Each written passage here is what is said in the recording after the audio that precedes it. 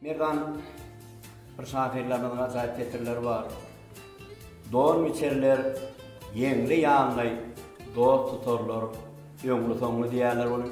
Keşi dost barada ne hil pikirdir? Öyle doğru belli ediniz. Dostluk demek adamın, insanın kalbini bedeyen zat.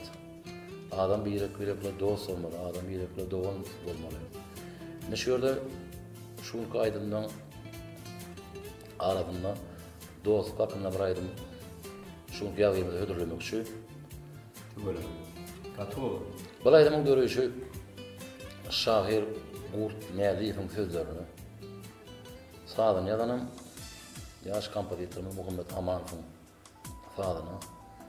Bu aydının halkımız iyidir, bilgimiz dinler, belki bu varsları tamaydı. Katı doğru. Doğrudan aydımsal bilen adamların kalbına sinmeklik, aydımsalın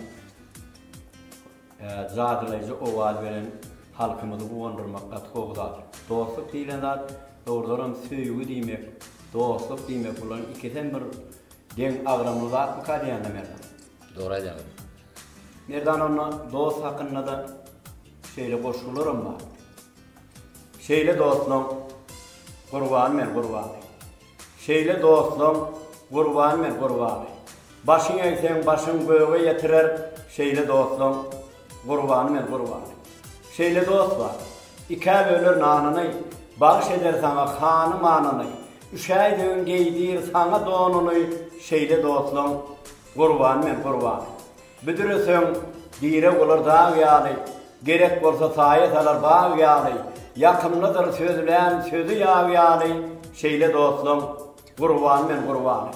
Tumar etdakyn olun sözüni, güneşdaý sen wagt bolan gara gözüni, şeýle dostlar tutsun dünýä ýüzüni, şeýle dostluň gurban men gurbany.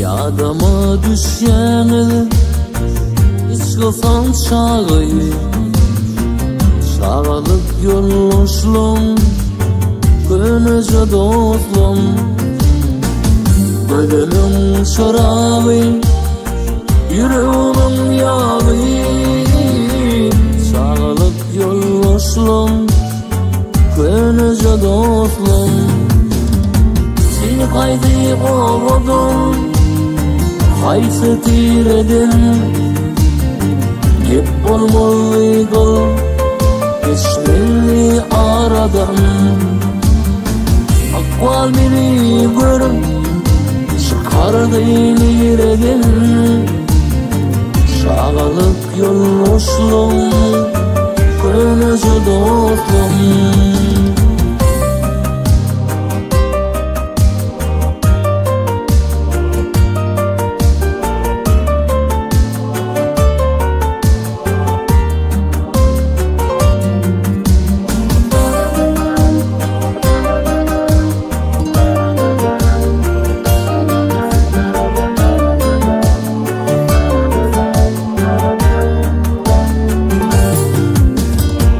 Doşup yürmezipde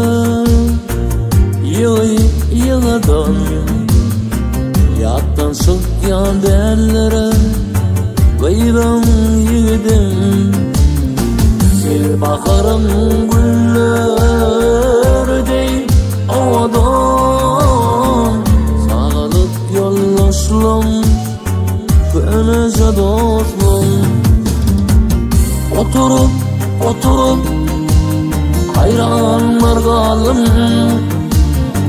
Yıllar geçip gitti Misle bir salgım Sen duşun vaktim Yine yer kalbim Şagalyk ýollaşlym Gönüje dostlum